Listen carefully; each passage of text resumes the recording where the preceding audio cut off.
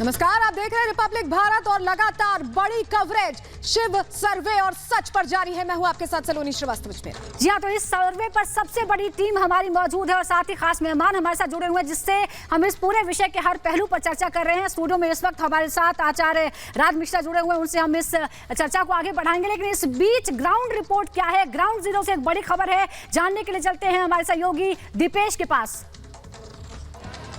Factory हम लोग को चलना है क्या? बिल्कुल सुजाता, लगभग 2.5 से 3 घंटे का वक्त गुजर चुका है और एएसआई सर्वे जो है वो लगातार जारी है। आपको बता दें, लगातार परत दर परत इस सर्वे को आगे बढ़ाया जा रहा है और कोर्ट के आदेश के बाद लगभग 30 सदस्यीय टीम जो है वो इस वक्त इसी ज्ञानवापी परिसर में मौजूद है, जो यहाँ पर सर्वे का काम में जुटी हुई है। आपको बता दें कि लंबी प्रक्रिया है इस सर्वे की। 4 अलग अलग टीमें, जो 30 सदस्यीय टीम पहुंची है, उनकी 4 अलग अलग टीमें बनाई गई और ये चारों टीमें सर्वे का काम जो है वो कर रही है। वजूखाने को छोड़ दिया जाए तो उससे इतर जो पूरा परिसर है उसका सर्वे यहाँ पर किया जा रहा है। एएसआई की सर्वे रिपोर्ट के बाद लगभग 300 वर्षों पुराना जो इतिहास है वो एक बार फिर निकलकर सामने आ जाएगा, या फिर ये कह लीजिए कि दूध का दूध और पानी का पानी होता हुआ नजर आने वाला है। चाहे हिंदू पक्ष का जिक्र कर लीजिए या मुस्लिम पक्ष का जिक्र कर लीजिए, दोनों पक्षों की अपनी अपनी दलीलें हैं, अपने अपने दावे और वादे हैं। लेकिन उससे इतर जब कोर्ट में इन तमाम दावों और वादों को प्रस्तुत किया गया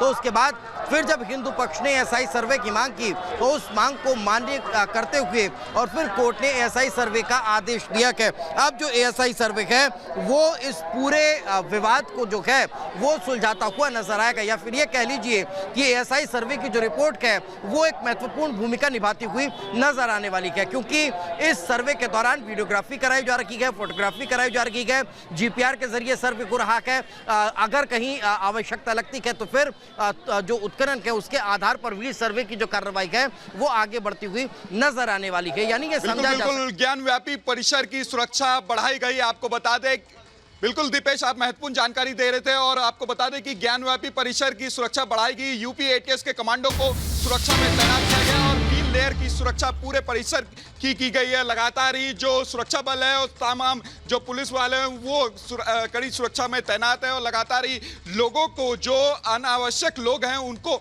इस परिसर से पूरी तरीके से दूर रखने में सक्षम नजर आ रहे हैं। लगातार ही वो लोगों को चेकिंग करते हुए नजर आ रहे हैं और साफ तौर पे पूरे एरिया को बैरिकेड से घेरा गया है कि कोई अनावश्यक लोग उस परिसर में घुसने की कोशिश ना करे और माहौल खराब करने का कोशिश ना करे, इसका विशेष ध्यान रखा गया है। साफ तौर पे सुबह से लगातार हम तस्वीरें दिखा रहे हैं, अलग अलग तस्वीरें ज्ञानव्यापी को लेकर के दिखा रहे हैं किस तरीके से सुरक्षा व्यवस्था बढ़ाई गई है और एएसआई अपनी काम किस तरीके से कर रही है उसका भी हमने एक पूरी तरीके से वीडियो दिखाया, किस तरीके से एएसआई अंदर काम करते हुए दिख रही है। और तमाम जो सुरक्षा की बात करें तो सुरक्षा को लेकर के 3 बिल्कुल लोमस साहब अहम जानकारी दे रहे हैं कि सुरक्षा भी बढ़ा दी गई, हर लिहाज से ख्याल रखा जा रहा है। आपके पास हम वापस लौटेंगे, लेकिन इस बीच बड़ी खबर आ रही है, उसका रुख कर लेते हैं। एएसआई सर्वे पर अंजुमन इंतजामिया मसाजिद कमेटी का बयान आया है।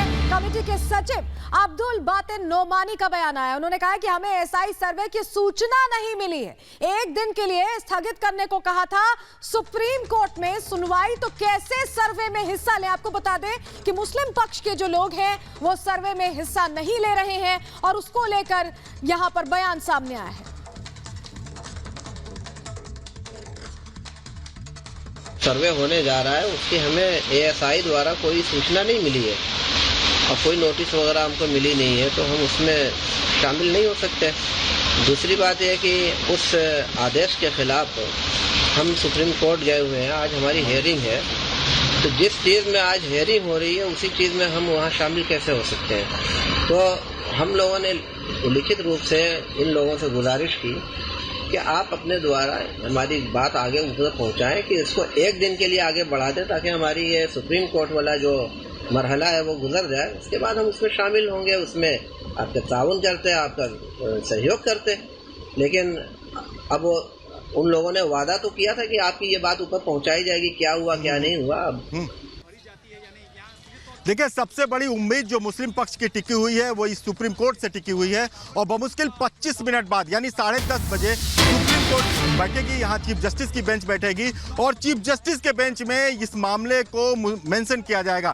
हालांकि मुस्लिम पक्ष की जो याचिका है अंजुमन इंतजामिया कमेटी की, वो श्रृंगार गौरी के मामले में हाईकोर्ट के फैसले को चैलेंज किया गया है, लेकिन उसी में एक एप्लीकेशन इन्होंने डाला है जो 21 जुलाई को जो बनारस की जिला अदालत ने फैसला दिया था कि पूरे परिसर को जो रिस्ट्रिक्टेड एरिया है, जो कथित शिवलिंग का एरिया, उसको छोड़कर बाकी सर्वे कराने का जिस फैसले के आधार पर अभी सर्वे चल रहा है वहां पर उस पर रोक लगाए जाने की मांग की गई है। अब देखना है कि चीफ जस्टिस के बेंच इस पर क्या फैसला लेती है और इस पर क्या आदेश देते हैं, क्योंकि पूरी तैयारी के साथ अंजुमन इंतजामिया कमेटी की तरफ से मुस्लिम पक्ष सुप्रीम कोर्ट में इस बात को रखेगा और उसकी मांग यही होगी कि जिस तरह से आपने जो रिस्ट्रिक्टेड एरिया है वहां पे पहले हाईकोर्ट ने जो आदेश दिया था ASI सर्वे का, बिल्कुल अखिलेश, हम आपके पास लौटेंगे और हमारे तमाम सहयोगी भी हमारे साथ जुड़े, उनसे भी हम बात करेंगे। सुप्रीम कोर्ट पर निगाह टिकी हुई है, लेकिन दोनों पक्षों की राय जानना भी बहुत जरूरी है और हमारे साथ स्टूडियो में जो खास मेहमान जुड़े हुए हैं उनसे भी हम बात करते हैं।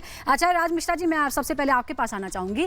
ये जो चर्चा चल रही है और जिस तरह से मुस्लिम पक्ष ये कह रहा है कि हमें तो बुलाया ही नहीं गया और सर्वे में भी वो पार्टिसिपेट नहीं कर रहे हैं, आपको लगता है कि ये असहयोग वाली जो नीति है इससे विघ्न डालने की, रुकावट डालने की कोशिश की जा रही है? उन्हें सहयोग करना चाहिए था क्योंकि मामला अदालत का है। सबसे पहले तो जो सच है उसको रोकने का प्रयास किया जा रहा है, पूरी तरह सच को रोकने का प्रयास किया जा रहा है। अब अगर हम बात करते हैं अब्दुल वातिन नुमानी साहब की,